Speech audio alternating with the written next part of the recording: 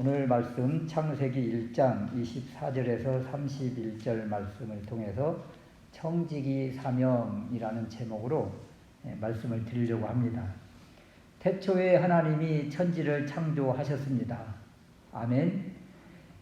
그리고 엿새 동안 이 우주와 지구 그리고 그 안에 식물과 동물들을 만드시고 보시기에 좋았더라 이렇게 좋아하셨습니다.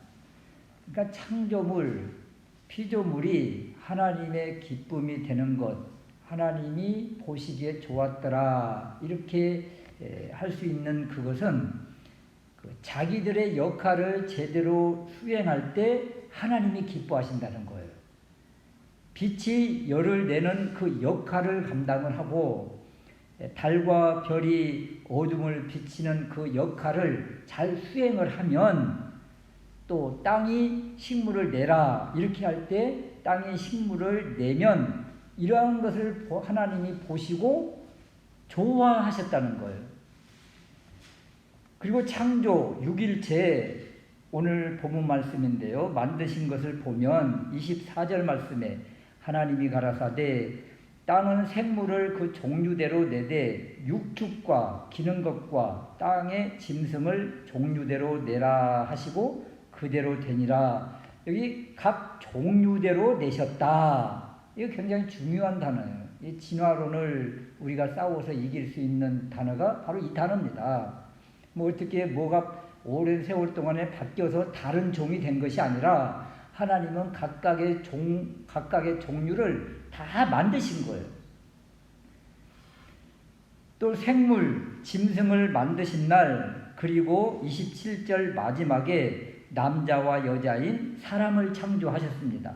그리고 사람에게 28절 말씀 역할, 사명을 부여하시죠. 이것을 문화 대명령이라고 하기도 하고 다스리고 관리하라 이 말씀이 있어서 청지기 사명이라고도 합니다.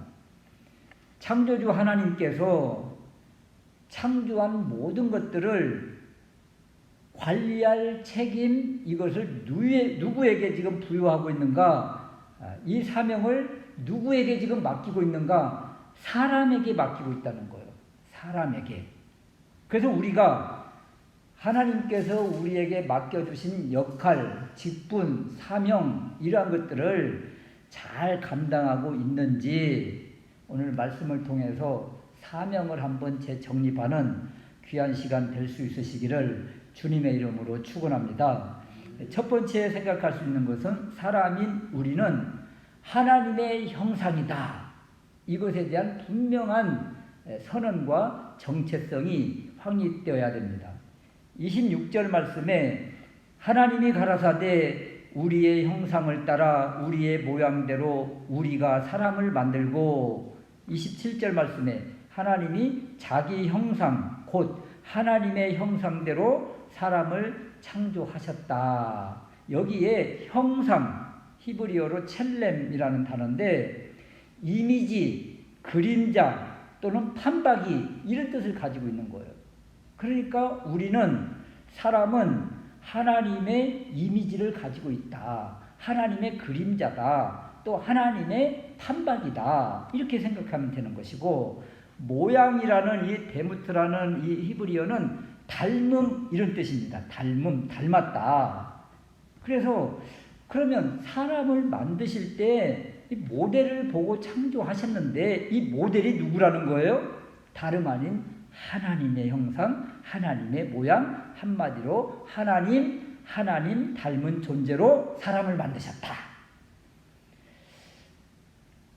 창세기 1장 우리가 창조주 하나님이 어떤 분이신가? 어마어마한 우주, 이 세계를 말로 표현할 수가 없어서 어마어마하다 이렇게 했는데 그렇다면 이것을 만드신 그 하나님은 이 어마어마한 우주보다 더 크고 더 위대하신 분이어야 가능하다는 거예요.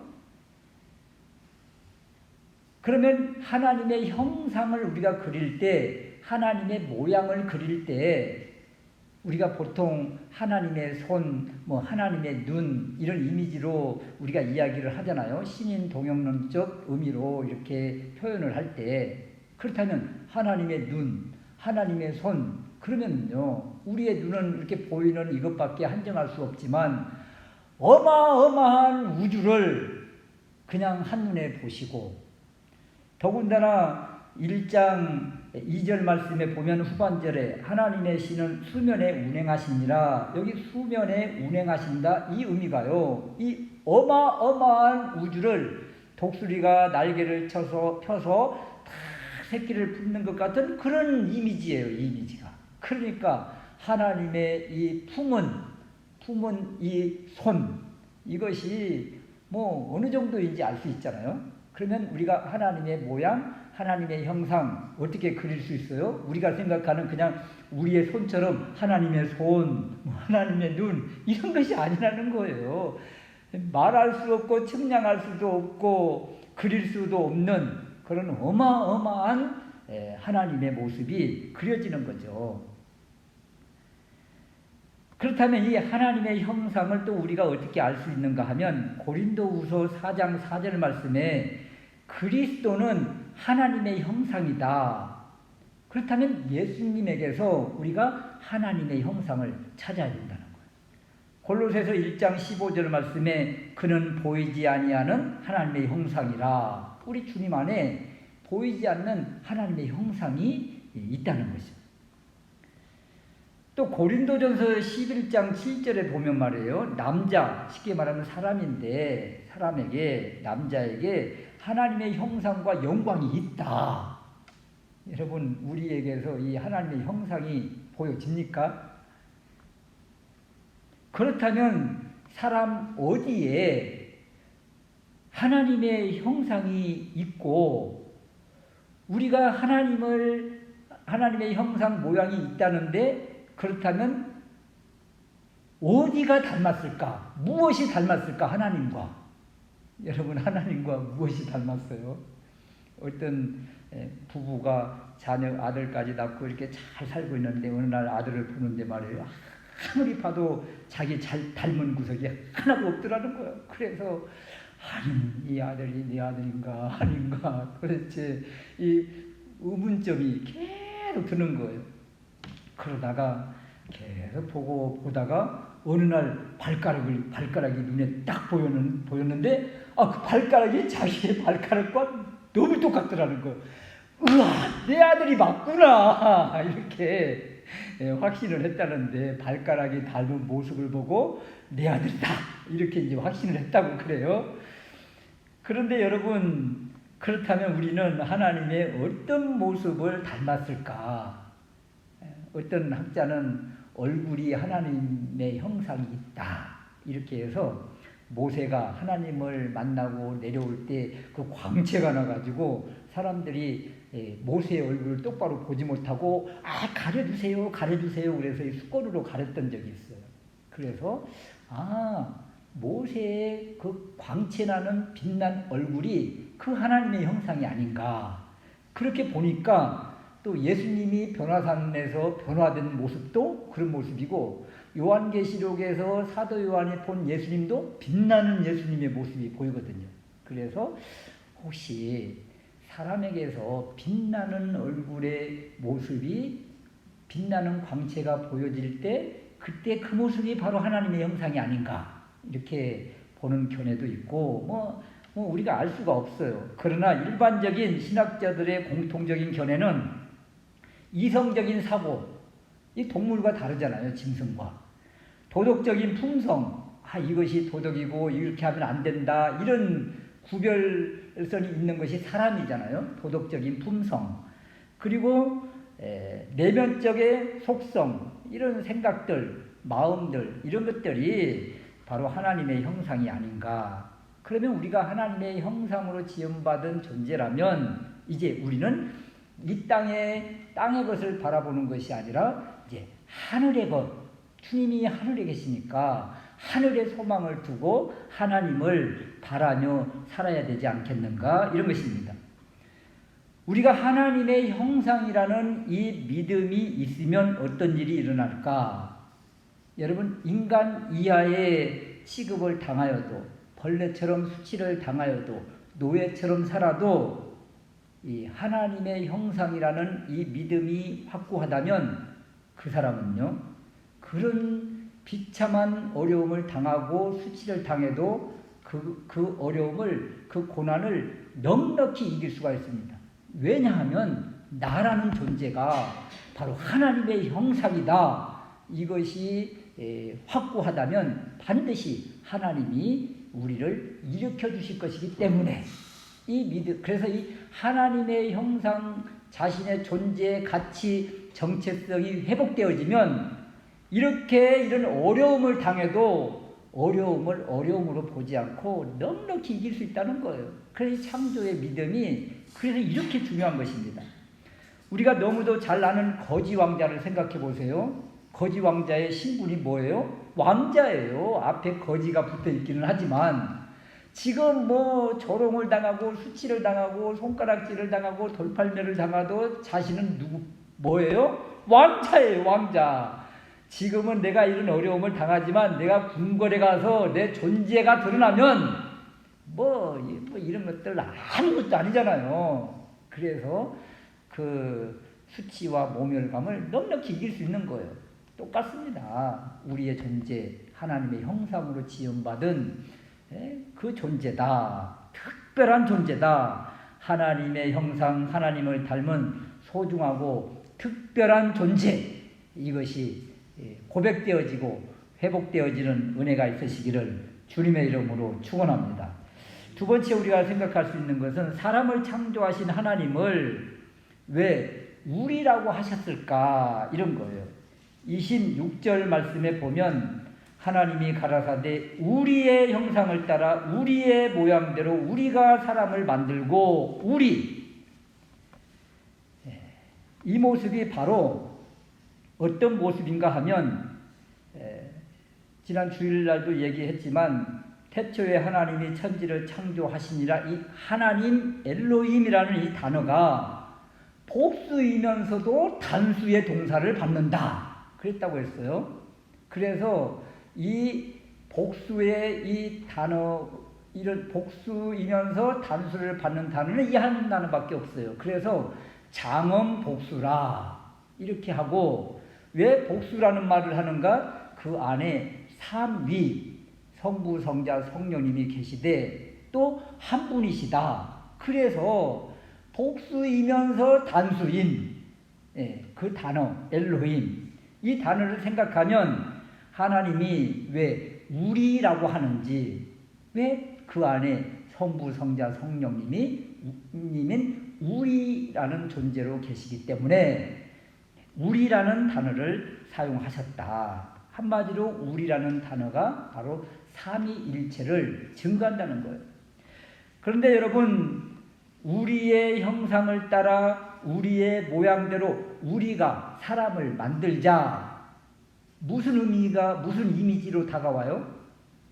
여기에 독단적으로 어떤 한 사람이 주도권을 가지고 막 이렇게 하는 모습이 나옵니까? 없어요. 이 모습이 바로 천상의 회의 모습이라는 거예요. 회의 모습. 사람을 만드실 때 우리 하나님께서 성부, 성자, 성령님이 이렇게 회의를 거쳐서 우리의 형상대로 사람을 만들자. 그리고 그 사람에게 우리가 만든 이 모든 아름다운 것들을 관리하게 하자. 이렇게 회의를 거쳤다는 거예요. 회의를. 이 모습이 바로 성부, 성자, 성령 하나님이 교제하는 이런 모습이라는 거예요. 교제하는 모습. 이 교제라는 이 단어가 얼마나 중요한가 하면 사람을 왜 만드셨는가? 교제하기 위해서. 성부, 성자, 성령 하나님이 교제하면서 회의를 가지면서 서로 나눔을 가지는 것처럼 사람을 만들어서 그리고 우리 같이 이렇게 또 교제하기를 원한다. 이렇게 해서 사람을 만들었다는 것입니다. 그렇다면 사람도 하나님의 형상을 가지고 이 땅에 존재하기 때문에 하나님의 모습을 가지고 이 땅에서 살아내야 되는 거예요. 하나님이 성부, 성자, 성령님이 어떤 한 분이 정권을 행사하면서 마음대로 독선적으로 결정하시지 않는 것처럼 사람도 이 땅에 살면서 어떤 공동체 안에서 살아날 텐데, 살 텐데 그 안에서 이처럼 교제하며 나누며 회의하는 모습으로 살아내야 된다는 거예요. 이것이 사람의 이 땅에서의 존재의 모습이라는 거죠. 이것이 바로 창조 때 하나님께서 지으신 각 질서대로 역할 분담을 했는데 그 역할 중에 하나가 바로 이런 것들이라는 거예요. 사람은 서로 혼자 살 수 없고 그리고 서로 독선적으로 배타적으로 사는 것이 아니라 합력하여 나누면서 교제하면서 사는 존재다. 성부, 성자, 성령 하나님이 이렇게 살았던 것처럼 교제했던 것처럼 이 땅의 사람들도 그렇게 살아내야 된다. 이런 거예요. 그래서 이 창조 신앙이 회복되어지면 말이에요. 그 사람이 변할 수밖에 없어요. 독선적으로 마음대로 내 마음대로 했던 그 결정들을요. 이제 조금씩 내려놓고 어떻게 하면 좋을까 하면서 이렇게 조금이라도 이제 대화를 하면서 대화가 필요해. 뭐 이런 전에 개그 프로도 있었는데 이 대화가 필요한 거예요. 대화가 어떤 한 사람의 독선적인 그것은 창조의 뜻을 거스르는 것이 되고 이러한 모습을 바라보면 주님이 기뻐하시지 않는다는 거예요. 주님이 기뻐하실 때는 역할 분담을 제대로 감당을 할 때 그때 주님이 기뻐하십니다. 자기 주장대로 독불장군처럼 사면 말이에요. 엿새째 날에 누구를 창조한 줄 아세요? 육축과 짐승과 동물들 그리고 마지막에 사람을 창조하셨는데 사람에게 특별히 주어진 것이 하나님의 형상. 하나님은 교제하며 나누는 이러한 삶을 살았다는 거예요. 그런데 이러한 하나님의 형상을 잃어버리고 자기 독불장군식으로 마음대로 주장하면서 무조건 따라와! 얘 군대야! 막 그러면서 가게 되면 그게 바로 하나님의 형상을 잃어버린 존재가 되어서 짐승과 같은 사람이라는 거예요. 그게 여러분 폭군들 말이에요. 가정폭력을 이루는 가장들 그 뭐라고 표현합니까? 우리가 보통 짐승이라고 얘기하잖아요. 짐승만 또 못한 사람이라고 아예 짐승만 또 못한다고 하잖아요. 왜냐하면 이것을 잃어버렸기 때문에 그래요. 하나님의 형상을 잃어버리고 그리고 존중하고 교제하고 대화하고 이렇게 하면서 살아야 될 그 삶의 원리를 잃어버리고 자기 마음대로 사니까 어떻게 돼요? 독불장군식이 되는 것이고 결국은 그 안에 같이 있는 공동체 안에서 어쩔 수 없이 힘이 약해서 따라가지만 힘만 생기면 봐라 막 그러면서 언제든 내가 역전한다 이런 마음을 가지고 사니 그 공동체가 평안하겠느냐고요. 평안하지 않죠. 이렇게 물고 뜯고 하는 그런 세상이 하나님이 원하시는 세상이 아니잖아요. 힘이 있어도 힘을 내세우지 않고 또 약한 사람 같이 이렇게 하면서 끌고 가는 그런 공동체 그것이 바로 하나님께서 사람에게 주신 하나님을 닮아가라는 그 모습 중에 하나가 바로 이런 거라는 거죠. 그러므로 가정이라는 울타리 또는 직장, 삶의 자리에서 그 울타리에서 우리 크리스찬은 반드시 이 하나님의 형상을 드러내는 삶을 살아야 된다. 그래서 이 삶을 살지 못하면 말이에요. 쉽게 말하면 직장 내에서 그런 삶을 살지 못하면 손가락질 하는 거예요. 직분을 갖다 대면서 뭐라며 그런데 왜 그래? 이렇게 안 믿는 사람들이 오히려 이런 것들을 끄집어내는 것을 알 수가 있습니다. 그래서 하나님의 형상 가장 기초적인 것 보니까 하나님이 교제하면서 삶을 이렇게 모든 것들을 결정했던 것처럼 우리도 하나님의 자녀들은 하나님의 형상을 이러한 부분부터 닮아가야 되겠다 이런 것이죠. 세 번째 사람에게 주어진 사명과 역할 그것이 무엇인가? 청지기 사명과 왕권이라는 겁니다. 26절 후반절에 사람에게 이 모든 것을 다스리게 하자. 또 28절 말씀에 하나님이 그들에게 복을 주시며 그들에게 이르시되 생육하고 번성하여 땅에 충만하라. 땅을 정복하라. 충만하고 정복하고, 그리고 바다의 고기와 공중의 새와 땅에 움직이는 모든 생물을 다스리라. 자, 다스리자, 충만하자, 정복하자, 생육하고 번성하자, 이것을 문화 대명령이라, 또는 청지기 사명이라, 또 충만하라, 정복하라, 다스리자, 이 말씀을 통해서 왕권을 가진 존재라, 이렇게 이야기를 합니다. 하나님이 만든 이 아름다운 곳을 관리하는 일을 지금 누구에게 맡기신 거예요? 사람에게 위임하셨다. 그래서 청지기 사명이라 그럽니다. 또 정복하라. 이 정복의 이미지, 이것을 가지고 왕권을 가졌다 그럽니다. 그런데 여러분, 이 왕권을 잘못 해석해서 짓밟는 폭군의 이미지로 살아간다면 하나님의 형상을 잃어버린 자가 되어서 짐승과 다를 바 없는 그런 모습이에요. 이 왕권의 사명, 우리가 이것을 정복하라는 이미지는 그런 이미지가 아니고 생육하고 번성하고 정복하라. 이것은 복음을 온 세상에 증거하고 주의 사랑으로 온 세상을 확장해서 온 세상이 하나님의 왕국, 하나님의 나라, 그리스도인을 믿는 이런 나라로 만들라는 그런 큰 사명을 우리 주님이 정복하라는 이 말씀 속에 주신 거예요. 더군다나 관리하고 다스리는 사명, 우리가 관리자이며 청지기인데, 여러분 그런 말 들어봤습니까? 요즘 기후위기 시대다. 기후위기 시대. 생태계와 환경 파괴, 이런 말 많이 들리지 않습니까? 기후위기, 지구위기, 이런 말은요, 우리 지구가 1도만 올라가도 엄청난 이상징후가 나타나는 거예요. 해수면이 오르고 빙하가 녹고 땅이 가라앉고, 우리 지역에서도 천천 계북 지난 그쪽에서 그 진원지라고 하는데 지진이 한번 그냥 막 일어났잖아요. 잠깐 흔들리는 그런 것이 우리도 체감을 했지만 이런 일들이 이제 비일비재하게 나타날 것입니다. 관리하지 못하면 이런 일들이 드러나는 거예요. 그럼 이것이 왜 기후 1도하고 지진과 무슨 상관이 있을까요? 여러분, 1도만 변화되면 빙하가 녹아내리고 그러면서 땅이 지축이 흔들리는데, 그러면서 이 판과 판들이 어그러지면 이런 것들이 그냥 지진이 일어나고 해일이 나타나고 그런 것이죠.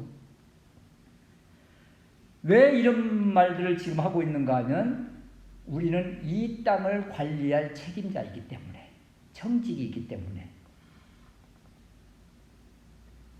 넓게는 또 배기가스, 온실가스, 탄소 제로, 이런 말들을 하지 않습니까? 탄소 제로화.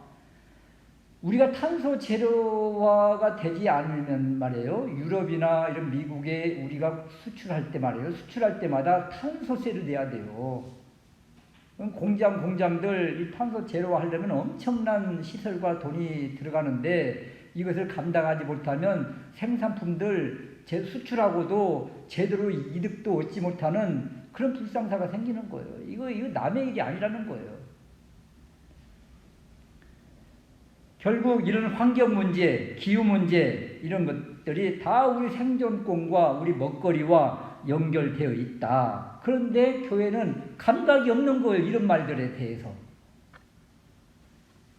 가까이 쌀이제에 가면 말이에요, 쌀이제에서 장수에서 터널을 지나서 쌀이제 막 내리막길, 첫 번째 쫙 내리막길이 있지 않습니까? 그게 왼쪽 편에 그 산 속에 보면 집 한 채가 있어요. 그곳이 어떤 집이냐면 가나안 초대석이라고 하고, 그 안에 이제 나름대로 주일마다 예배를 드리는 이제 교회가 세워졌는데, 가재울 녹색교회예요. 그 산 속에 있는데, 혹시 이 계남 쪽으로 내려가다가 쭉 내려가는 편 왼쪽 편에, 그러니까 도축장 가기 전에 그 왼쪽 편에 보면 산 속에 뭔 집이 하나가 있어요. 그곳이 바로 기독교 환경운동 연대 상임 대표이신 분이 계세요. 그 양계성 목사님이신데 전국과 세계를 다니면서 녹색운동 또는 환경, 기후 또는 뭐 후쿠시마 방사능 문제 이런 집회 이런 데 나가서 적극적으로 앞장서서 홍보하고 세미나를 하시고 이런 분이신데, 이런 분들 바로 교회 목사가 그런 일에 사명을 가지고 일을 하고 있잖아요. 이 창조 명령을 적극적으로 이 분야에 있어서 사명을 감당하시는 분들이에요. 또 우리 개인으로 보면 뭐 며칠 전에 여기 금강상수원 뭐 관리한다고 막 이렇게 풀 깎는 분들이 쭉 이렇게 관리를 하시던데, 그분들한테 아니 저건 왜 안 잘라요? 그랬더니 그거 뭐 꽃이라나? 꽃 같지도 않은데 꽃이라고 그래가지고 뭐 아무튼 이렇게 깎는 것을 봤는데, 왜 이렇게 돈을 들여서 이렇게 수자원 물을 관리합니까? 이게 다 우리 생존권과 연결되어 있고, 그리고 이 창조의 명령 가운데 자연보호, 환경보호, 그것을 지금 돈을 들여서 이렇게 하는 거예요. 그래서 우리가 바로 재활용 쓰레기, 뭐 생활 쓰레기 이런 것들도 다 교회가 앞장서서 이거 해야 될 일들입니다. 그래서 제가 어떻게든 그냥 이 풀 죽이는 약을 안 쓰고 여기 밖에 그냥 어떻게든 뽑아보려고 힘을 써보는데, 이제 더 이상 못 뽑겠어요. 힘들어서. 그러니까 뭔 얘기냐면, 풀 죽이는 약을 하더라도 뭐 10번 할 거 조금이라도 줄여보려고 몸부림을 치는 거예요. 제 나름대로는. 그래도 이 창조 명령을 아는 사람은 어떻게든 이 하나님께서 우리에게 맡겨주신 창조물, 이 피조물, 피조세계, 이걸 조금이라도 내가 할 수 있는 범위 안에서 좀 깨끗이 관리를 하려고 나름대로 하는 것이죠. 왜냐하면 이런 관리자가 바로 우리입니다.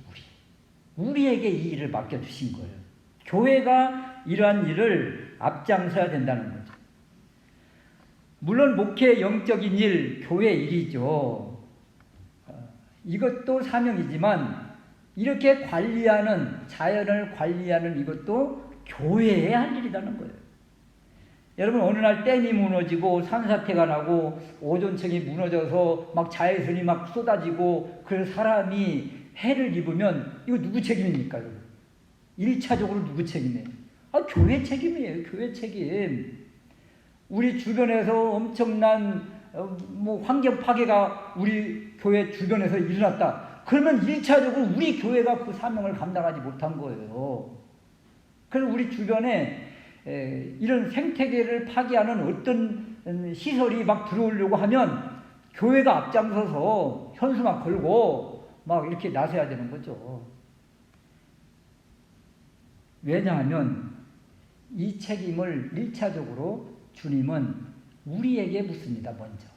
안 믿는 세상 사람들은요, 돈에 혈안되어서 그냥 돈이라면 다 하는 거예요. 돈이라면 다 허물고 개발하는 사람들, 그 세상 사람들이에요. 그럼 그걸 교회가 막아야죠. 이 땅을 보존 책임할 그 책임이 우리에게 있는데, 그 사람들은 돈이 목적이고 우리는 관리가 목적이기 때문에 그 책임이 교회에 있다. 제가 지금 창세기 1장을 하면서 왜 이런 부분을 자꾸 이야기를 하는가 하면, 처음 우리에게 주신 사명이 이것이기 때문에 그런 거예요. 이건 관리자의 책임. 더군다나 우리에게 제사장적 사명을 주셨잖아요. 이 모든 지구가, 우주를 하나님의 집으로 만드셨고 지구가 또 하나님의 집이며 에덴 동산이 하나님의 집입니다. 하나님이 거하실 곳이에요. 그러므로 이 관리를 우리가 철저하게 해야 된다는 거죠. 성전만 깨끗하게 관리하는 것이 아니라, 여러분, 이 모든 것이 다 하나님의 집이라는 관점을 가지면 이렇게 할 수밖에 없다, 이런 것입니다. 그리고 우리에게 무엇을 먹고 살 것인가, 또 양식에 대해서 우리 주님이 말씀을 주셨는데요. 29절에서 30절 말씀에 보면 30절 말씀에 땅의 모든 짐승과 새와 생명이 있어 땅에 기는 모든 것들은, 그러니까 땅의 짐승들 말이에요. 가축들, 동물들, 음식이 무엇인가? 푸른 풀을 식물로 주노라. 처음 창조 때 동물과 짐승들은요, 서로 물고 뜯는 일이 없었어요. 왜냐하면 사자에게 어린 양이 먹거리가 아니거든요. 그러니까 먹을 이유가 없으니까 해칠 이유가 없는 거죠. 같이 사는 거죠. 푸른 풀이 이들의 음식입니다. 먹고 살려고 짐승들이 싸우는 것인데, 그 음식이 아니니까 동물들끼리 싸울 이유가 없는 거예요. 또 29절 사람의 양식에 대해서도 설명을 해주는데요. 내가 온 지면에 씨 맺는 모든 채소와 열매 맺는 나무가 양식이다. 여러분의 특징이 무엇입니까? 사람의 양식은 씨 맺는 채소, 열매 맺는 나무. 한마디로 특징을 구분을 한다면 씨입니다. 씨가 있느냐 없느냐. 씨. 노아와 홍수 이전에 처음 창조 때 양식은 동물이나 짐승이나 사람이나 식물이고, 사람에게는 특별히 씨 있는 열매와 씨 있는 채소를 허락을 하셨다, 이런 겁니다. 그런데 여기 특징이 씨인데, 그렇다면 씨 가진 양식, 오늘날 우리에게 어떤 의미가 있는가? 진정한 우리의 양식은 무엇인가? 이런 것입니다. 요한복음 6장 55절 말씀에 보면 내 살은 참된 양식이요 내 피는 참된 음료로다. 우리의 양식이 무엇인가를 우리 주님이 보여주셨는데, 알려주셨는데, 내 살과 내 피라. 주님의 살과 주님의 피가 우리의 양식이라는 거예요. 그러면 주님에게서 창조 때 허락해 주신 우리의 양식, 우리의 먹거리, 씨가 있나요? 씨. 창조 때 우리에게 주신 식물은 씨 있는 식물이고 씨 이야기를 했지만, 이것이 확장되어서 우리 주님 안에서 씨를 발견을 해야 된다는 거죠. 씨. 왜냐하면 이 창세기에도 구원의 책이기 때문에 구원의 말씀을 우리가 여기서 발견해야 된다는 거죠. 그렇다면 우리의 양식, 우리의 먹거리는 씨 있는 것인데, 우리 주님이 요한복음에서 말씀해 주시기를 내 살과 내 피가 너희의 참된 양식이다. 그렇다면 우리 주님 안에 무슨 씨가 있길래 주님이 우리의 양식이 되는가? 여러분, 요한복음 1장 1절에 말씀, 로고스가 계셨는데, 이 말씀이 바로 씨인 것입니다. 말씀이 씨. 말씀이신, 로고스이신 주님이 창세기에서는 엘로힘으로 창조주로 등장을 해요. 모든 것 만드신 분이 주님이세요. 주님. 그러므로 우리의 양식은 바로 말씀이신 주님이시다. 주님 떠나면 우리는 콩핍한 인생이 될 수밖에 없다. 우리의 영원한 양식, 우리 주님이시다. 이런 것입니다. 오늘 말씀을 통해서 우리에게 주신 말씀 참으로 여러 가지가 있는데요. 주님 삼위일체 하나님이 교제하면서 나눈 것처럼 우리도 이렇게 영적 교제하는 모습, 하나님과 영적 교제, 사람과 사람 사이의 교제, 이것이 반드시 필요하다는 것이며, 또 하나는 하나님이 만드신 집, 이 집이 바로 우주와 지구와 우리가 살고 있는 이 터전입니다. 이곳이 하나님의 집이라는 거예요. 하나님께서 창조하신 이 창조 세계가 바로 하나님의 집, 하나님의 거하실 처소라는 거죠. 그렇다면 이 하나님의 처소를 관리할 책임자로 누구를 지목하고 누구에게 역할을 맡기셨는가? 우리 사람에게 맡겼다는 거예요. 그러면 우리가 어떤 마음을 가져야 되는가 하면 우리는 너무도 오랫동안 죄 많은 이 세상은 내 집 아니네 이런 생각을 가지고 많이 살았어요. 아니요. 죄 많은 이 세상 그렇게 볼 것이 아니고 하나님이 거하실 이 세상, 하나님이 우리에게 맡겨주신 이 세상, 하나님의 처소 이곳을 하나님 왕국으로 하나님 나라로 만들어가는 그런 사명을 우리에게 있다는 거예요. 우리에게 생육하고 번성하고 충만하고 정복하고 바로 이곳이 완전한 하나님의 왕국을 이루는 그 마음을 먼저 품어야 되는데 많은 부분에 있어서 이 땅은 그냥 우리가 떠나야 될 땅, 이 땅은 죄 많은 세상, 그래서 저 영원한 저천국 구원열차 타고 가지요 빵빵 하면서 그것만 생각한다는 거예요. 그것만. 이 세상, 이곳이 하나님이 거하실 처소다. 그리고 이곳을 관리할 책임자로 우리에게 맡기셨다. 우리는 청직이다. 그걸 생각을 하면 우리가 이 땅을 그렇게 함부로 할 수가 없는 거죠. 그래서 이 마음, 이런 비전을 품고 나아가다 보면 그냥 모든 거 다니면서 우리가 그냥 지나갈 수가 없어요. 다 하나님이 우리에게 맡겨주신 피조물들이잖아요. 다 우리가 다 관리해야 될 그 대상자들이에요. 대상자들. 꽃 하나만 봐도 쓰러져 있으면 세워서 그냥 말뚝 박아주고 다 이렇게 해야 될 그런 사명이 우리에게 있다.